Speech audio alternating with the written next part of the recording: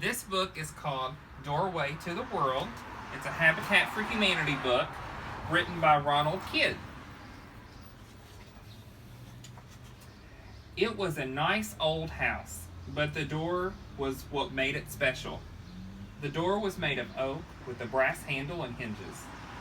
It was smooth to the touch and seemed to glow in the morning sun. The door was heavy, but it was so well made that it glided open with just a click and a whisper. Ben knew all about the door because he had helped his mom and dad work on it when they first moved in. They sanded it to take away the rough places. They put on a coat of varnish to make it gleam. They polished the handle and oiled the hinges.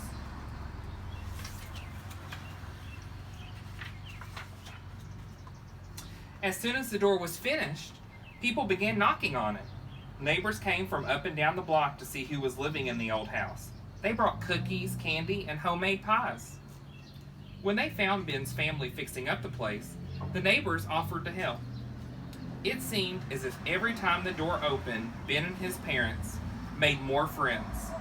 Family and friends worked side by side, and soon the old house looked like new.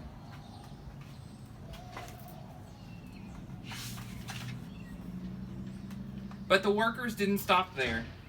They knew there were other families in town whose houses could not be fixed. And so they joined a group called Habitat for Humanity. Habitat for Humanity selects working families in need and helps them build clean, decent housing.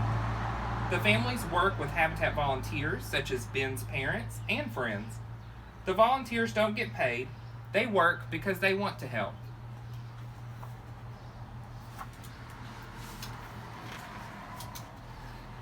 One day, after Ben had been living in his house for a long time, there came a knock at the door.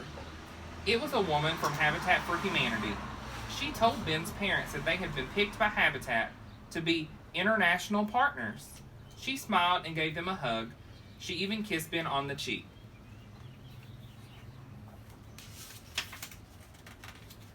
After the woman left, Ben's mom and dad danced across the floor.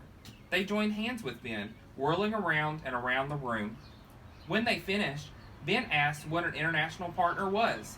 Ben's parents explained that international partners are volunteers who are trained and sent by Habitat to other countries. They usually stay for 3 years, learning the language, living with the people, and helping them build houses.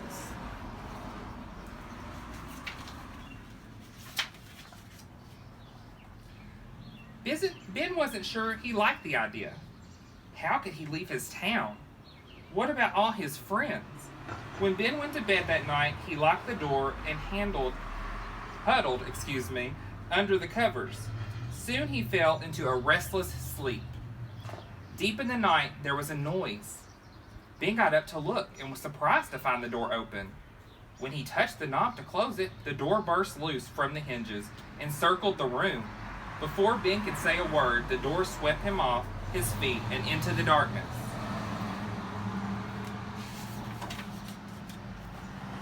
Ben flew over the trees and across the mountains until moonlight gave way to the sun. When he looked down, he found himself on the other side of the world.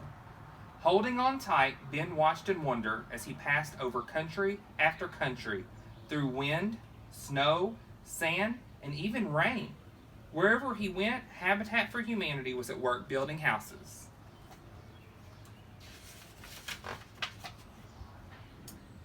In Uganda, workers made bricks out of the red clay soil.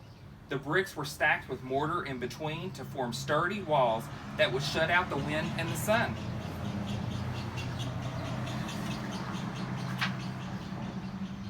In the Philippines, wooden houses were built on a foundation of concrete blocks to prevent flooding from heavy rains. Proud new homeowners were already planting vegetable gardens and rows of colorful flowers. In Guatemala, houses were made of concrete blocks with steel bars to help them resist damage from the earthquakes. In each country, there were people who looked different and spoke a different language, but all of them had one thing in common.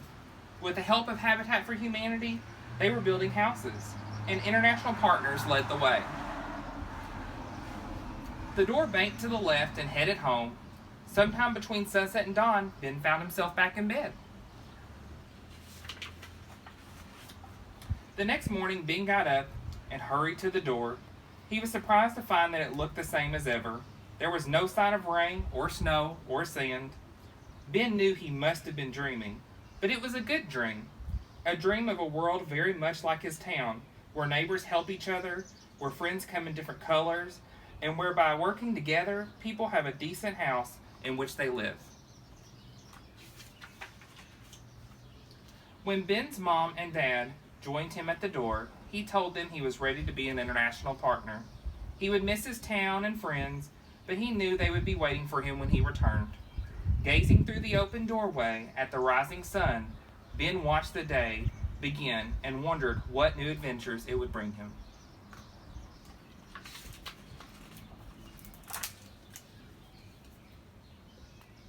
Thank you for tuning in and watch me read a book.